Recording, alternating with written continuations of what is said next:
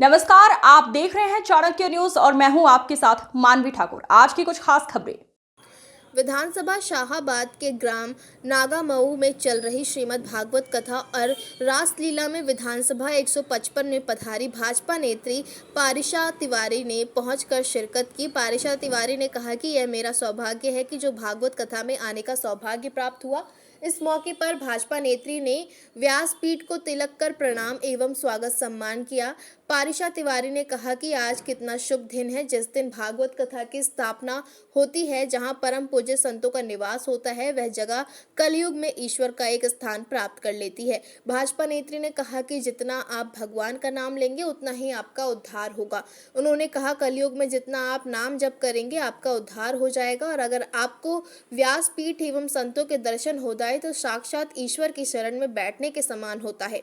जब व्यास जी भागवत सुनाते हैं इसका 1/4 हिस्सा भी अगर आप अपने जीवन में ले जाते हैं तो समझ लीजिए मेरा ये जन्म सार्थक हो गया। भाजपा नेत्री ने कहा कि खुद को मैं सौभाग्यशाली समझ रही हूँ। जहाँ जहाँ भगवान की श्रीमद् भागवत कथा होती है वहाँ मैं पहुँचती हूँ। बाद आचार्य श्री प्रवीण वाजपेयी राधे राधे ने बहुत सुंदर भगवान की पावन कथा का वर्णन किया। महाराज श्री ने कहा कि भगवान की श्रीमद् कथा सुनने से धुंधकारी जैसे का कल्याण हो गया। भगवान की कथा सुनने से कल्याण एवं मोक्ष की प्राप्ति होती है। महाराज श्री की कथा सुनने से श्रोता मंत्रमुग्ध हो गए। इस मौके पर भाजपा मंडल महामंत्री शिवनारायण द्विवेदी, भाजपा मंडल मीडिया प्रभारी व वरिष्ठ पत्रकार रामजी शर्मा, गोकुल चंद्र द्विवेदी, मुकेश शुक्ला, इस मौके पर तमाम ग्रामवासी, क्षेत्रवासी, श्रोतागण मौजूद रहे। आसीन हमारे मंच पर आसीन पंडित जी व्यास गद्दी को प्रणाम करती हूँ। पंडित जी के चरणों में बारंबार प्रणाम करती हूँ कि आज इतना जो ये शुभ दिन है, जिस जगह व्यास गद्दी की स्थापना होती है, जहाँ परम पूज्य संतों का निवास होता है, वो जगह कलयुग में अपने आप में ईश्वर का एक स्थान प्राप्त कर लेती है। कलयुग में कहा गया है जितना आप भगवान का नाम जप करेंगे आपका उद्धार होगा। कलयुग सबसे अच्छा युग है, आसान युग है। मैं कहूंगी कि इस युग में सिर्फ कहा गया भगवान का नाम जप करते रहिए, जय महादेव, ओम नमः शिवाय, ओम नमः शिवाय, और आपका उद्धार हो जाएगा।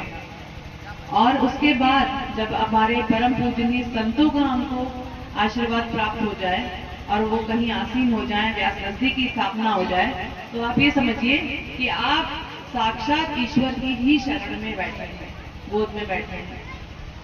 हम रामायण सुनते हैं, भागवत कराते हैं, अपने यहाँ अपने गांव में कराते हैं। आजकल मैं खूब भागवत में जा रही हूँ, बहुत सौभाग्यशाली समझ रही हूँ खुद को कि भगवान की कुछ कृपा है कि हमें इतनी भागवत जहाँ जहाँ हो रही है, निमंत्रण आते हैं, हम वहाँ पहुँचते हैं।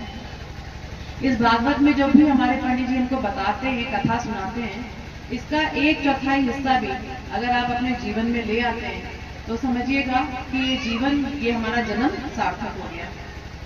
और उसी आदर्शों पे आगे बढ़कर मैं तो ये कहूंगी, यहाँ के जो रामजी शर्मा, आप भाजपा पार्टी में भी उपाध्यक्ष हैं, आपने जो मुझे फोन किया और बुलाया यहाँ पे, तो मैं खुद में बहुत सौभाग्यशाली हूँ कि मैं इस व्यास गद्दी को प्रणाम। जोरदार ताली मार लो, उसके बाद बात चलती रहेगी पारिशा तिवारी की।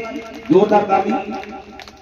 पंडित जी आपसे भी बात कहूंगी, आप कथावाचक हैं, ब्राह्मण हैं, हमारे लिए परम पूजनीय, परम आदरणीय हैं। और मैं फिर कहूंगी कलयुग में जो हमारे संतों का ले लेता है आशीर्वाद, उसका जीवन सार्थक हो जाता है।